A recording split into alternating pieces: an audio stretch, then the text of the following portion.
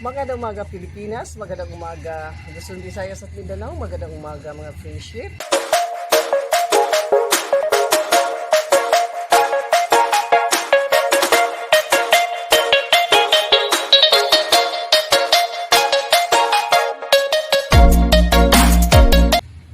Nandito ako ngayon sa Astrodome. It's Sunday, time for my exercise. Huminto lamang ako dahil gusto ko kayong igala. At tapos na po ako mag-exercise for 30 minutes. Then babalik po ako after this. Meron po akong sasagutin again ng isang letter sender. Sana nandito ko pa rin sa nakasubaybay sa akin. Pasensya na kung natagalan ko ang pagsagot sa sulat mo. Dahil doon kasi napansin yung mga email ko, puno na pala ngayon ng messages. Now, isa ito sa napili ko, and you are very lucky. Hindi ito suliranin tungkol sa pag-ibig, kundi suliranin po ito tungkol sa buhay ng isang tao, na hindi lamang siya po ang involved dito, kundi sa lahat tayong mga tao ay nakakaranas din ng sa ganitong ori ng problema. Ayon sa kanya, sinangguni niya sa akin, tawagin ko na lang daw siya sa pangalang Inda, na hindi naman niya tunay na pangalan. You know what, Inda? Binigyan mo ako ng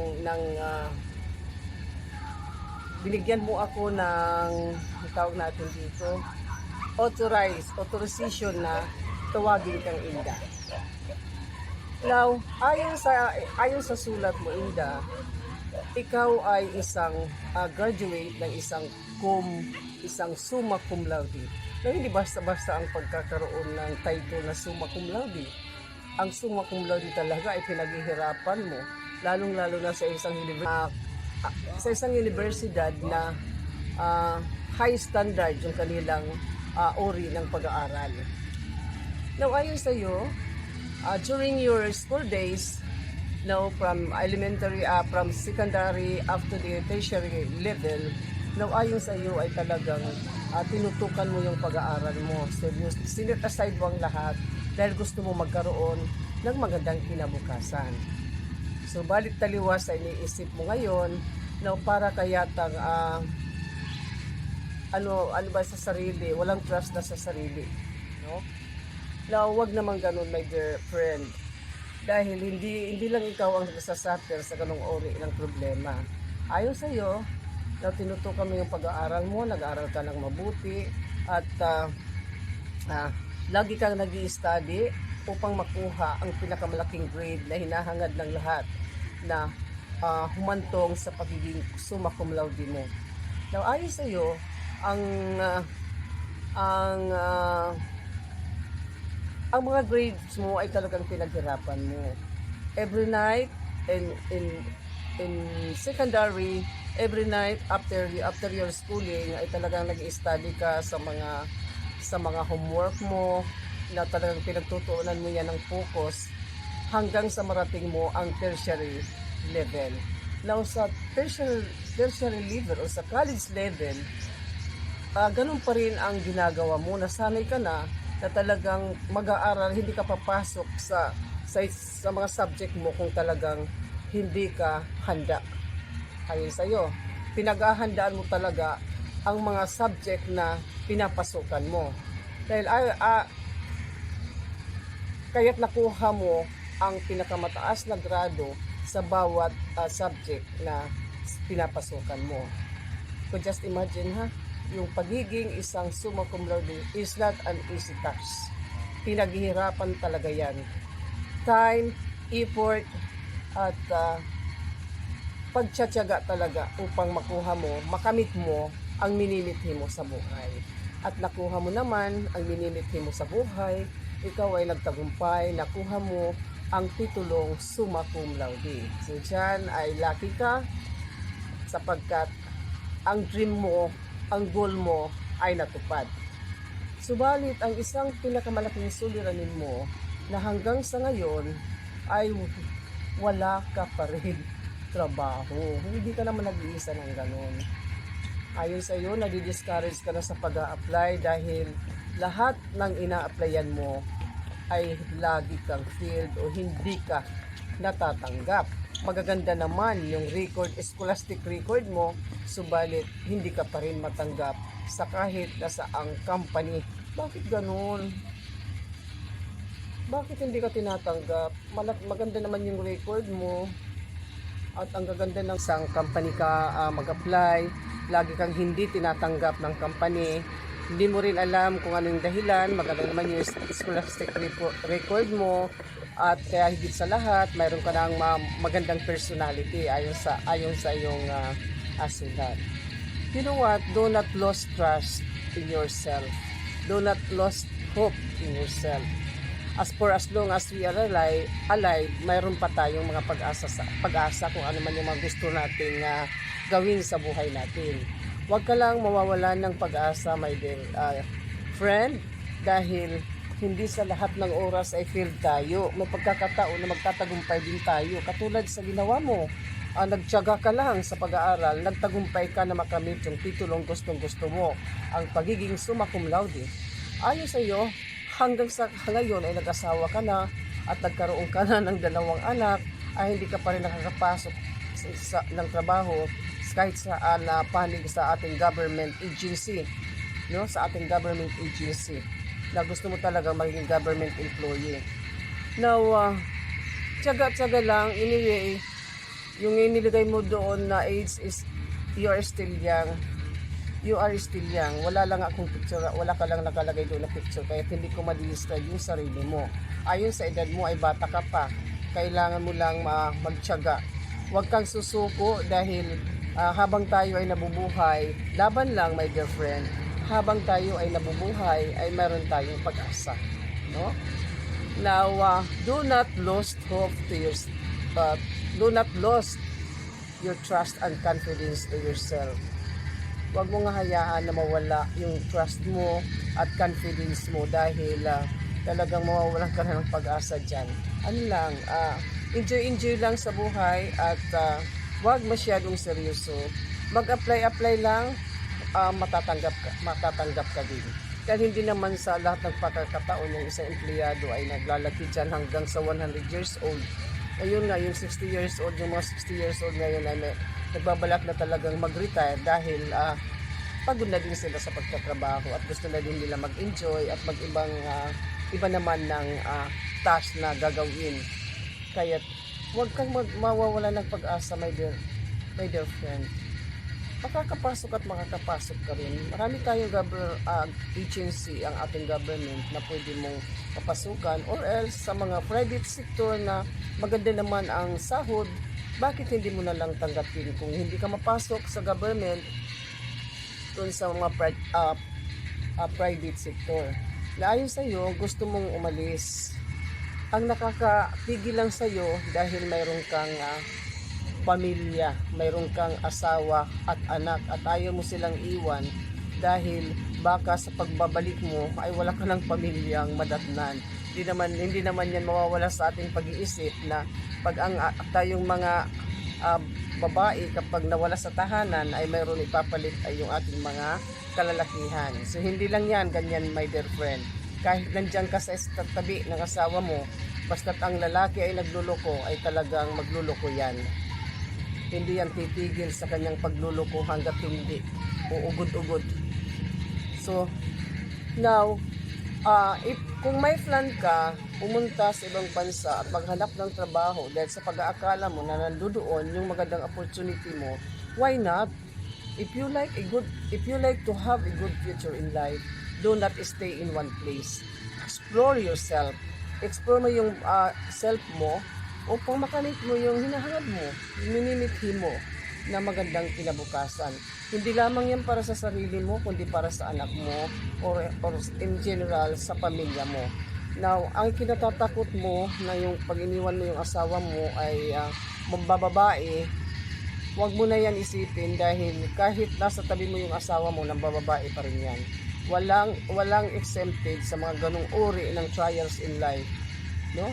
Walang exempted, matanda, bata, for as long as you are alive, you can always encounter the trials in life. So ang magandang gawin na lamang dyan, whatever the problems or the trials that you encounter in life, you have to embrace it heartily and charge to experience. Anyway, everything has an end. May ending din yan. Lahat ng bagay ay mayroon katapusan. Even tayong mga tao, we have an end in this world. Mayroon tayong katapusan din. Kaya huwag mong isipin, huwag ang mga hadlang na yan, nahahadlang sa maganda mong kinabukasan. Go ahead, explore yourself, enjoy yourself, explore yourself. And if you like to have a good future in life, do not stay in one place. So, yung iniisip mo, gawin mo. Huwag kang matakot. Hindi dapat ikatakot yung papalitan ka lang ng asawa mo dahil marami bata ka pa at may anak ka. Kahit wala kang asawa basta't may anak, okay na yan. Okay na yan. Para sa akin ha, I do not know sa iba. Pero wag naman tayo ganung mga kababaihan na magluluko-luko yung mga lalaki natin patatalo tayo. Wag naman ganun. Lumaban tayo hanggat kaya. Kung hindi na kaya, itapon natin yan. Ano bang problema doon? Gusto niya doon sa kabilang bahay? Doon ka. Wala akong problema sa iyo. Ikaw ang may problema, hindi ako. Dahil ako ay walang kasalanan sa mundo ito. Ikaw ang may kasalanan. Kaya huwag kang matakot, my dear friend. You go ahead. Whatever your goals, whatever your dreams, continue your dreams. Huwag mong hadlangan sa mga takot na yan yung dreams mo. Gawin mo kung anong gusto mo for as long as you know your limits. Yun ang importante. We should know how to control and discipline with ourselves. Sana na-enlighten ko yung mind mo, my dear friend. Magustuhan mo ang sagot ko sa tanong mo sa akin na hanggang sa ngayon na hindi ka pa rin, ang ginawa mo na lamang, ikaw ay nagtayo ng isang maliit na sari-sari store. Anyway, hindi natin maliitin yung sari-sari store ha, sapagkat yung sari-sari store ay malaking tulong talaga yan. Ako nga, nagkaroon ako kahit ako double job na ha, dahil ang trabaho ko, librarian ako at the same time nagtuturo. So meaning I have already 2 jobs, but pag uwi ko sa bahay, mayroon pa rin akong maliit na sari-sari store. Malaki ang tulong kahit sa ice pa lang, kakaroon ka ng 1 piso kadi. Ha? Ano pa lang, ice pa lang, may pera ka na.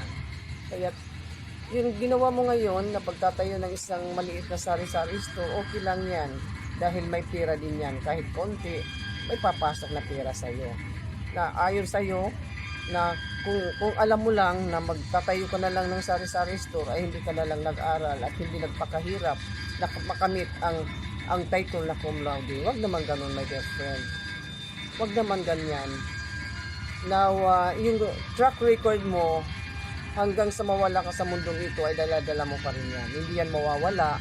At kahit saan ka man magpunta, dala-dala mo yung track record mo yan. At mayroon malaking tulong yan sa iyo kung ipagpapatuloy mo yung dream mo sa pag-alis sa ating bansa, na maghanap ng magandang kapalaran sa ibang bansa. Dala-dala mo yung track record mo yan, hindi yan mawawala. Yung iyo talaga yan, hindi yan mababawi. Yun ang kayamanan na maganda na namana mo sa mga magulang mo, ang inyong talento at track records na nagawa mo sa mundo ito. Kaya wag naman natin, wag mong maliitin yung sarili mo dahil cum laude ka nga at hindi ka naman nakakapasok ng trabaho. No, mayroon talagang mga taong ganun. Mayroon naman mga taong lucky, kahit hindi pa graduate, nakakapasok na doon sa mga government agency. Mayroon akong kakilala na hindi nga siya graduate, nakapasok siya. Nang nandoon na siya, nag-aral siya. Ngayon, naging regular na siya dahil nag-aral siya at nag-take siya ng licensure exam. Ayun, pasado naman siya sa awa ng Diyos, kaya continue ang kanyang journey sa kanyang work. Until now, she is still there, yung kaibigan ko. Hindi lahat pare-parihas yung ating kapalaran.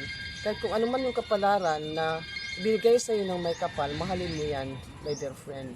Mahalin mo kung ano man ang bigay sa atin ng may kapal. Now, take note of this, my dear friend. Bawat isa sa atin ay binigyan ng kakayahan ng may kapal. Kakayahan na maaari nating magamit sa mabuting paraan. At isa sa paraan na ginawa mo sa talento na ito ay ang inyong at ang kakayahan na ito, my dear friend, Huwag natin itong hahayaan na mawala. Palaguin natin yung ating kakayahan na bigay ng may kapal upang magkaroon tayo ng isang magandang kinabukasan. At isa sa paraan na ginawa mo, sa bigay sa iyo na talento ng may kapal, ang pagiging cum laude mo. So you are very lucky dahil hindi lahat ng tao nakakamit ang title na summa cum laude. Now, kung hindi ka man makapasok ng trabaho, mayroon time na makakapasok ka rin. Kaya't wag lang, do not lose your hope. No? In the art of losing, wag natin na hahayaan na pabayaan yung mga losing art sa buhay natin. Yung losing art sa iyo ay yung pag-lose ng yung trust and confidence sa sarili mo. That, yun ang losing art mo dyan. Yung nawawalan ka na ng pag-asa, nawawalan ka na ng trust sa sarili mo. Na huwag mong hayaan yan na mawala yung trust sa sarili mo. Mano ka, mag-enjoy ka, enjoy lang sa buhay, inibibata ka pa. Mayroon kang anak, enjoy mo yan. Kung ayaw mong umalis, gawin mo na lamang. Kung yun ay nakakatulong yung pagsasari-sari, so palakihin mo na lamang yung business mo kung hindi ka makakapasok. Yun ay isang paraan na bigay din sa atin ng may kapal. Kaya't my dear friend, continue your journey, continue your life, continue your dream. Do not lose hope, do not lose your trust and confidence to yourself. Hindi ko natapos ang aking vlog sa Astro, so dito ko na ngayong tatapusin dahil busy kami kanina doon sa aming Taibo. Sana hindi na enlighten ko yung mind mo, nasagot ko yung mga tanong mo, at sana huwag kang susuko, laban lang friendship. Kahit na anong pagsubok ang ma-encounter natin, you should embrace it heartily and in charge to experience. Makakahanap ka rin ng trabaho, my dear friend. Laban lang, huwag susuko, dahil hindi sa lahat ng oras ay ganun yung ating mga kapalaran. So ito si Muli Diwags ang nasasabi na ang buhay ay weather lang, sometimes you up, sometimes you down. Daw kung ikaw ay nasa up, huwag kang abuso. Kung ikaw naman ay nasa baba, huwag mong damdamin dahil hindi sa lahat ng oras ikaw ay nasa baba. Sana na-enlighten ko ang mind mo, at sa mga hindi pa nagsusubscribe sa akin, isubscribe naman ninyo ako, Melody Mags TV channel. Sana tangkilikin ninyo si Melody Mags TV channel. Thank you, Inda, for entrusting your problem to me. Thank you for giving time to watch my video. Yung mga mayroon na isasangguni sa akin, nasa description ko yung aking email ad. So, puntahan lamang niyo yung description dahil nandoon makikita niyo ang email ad ni Melody Mags TV channel. God bless po.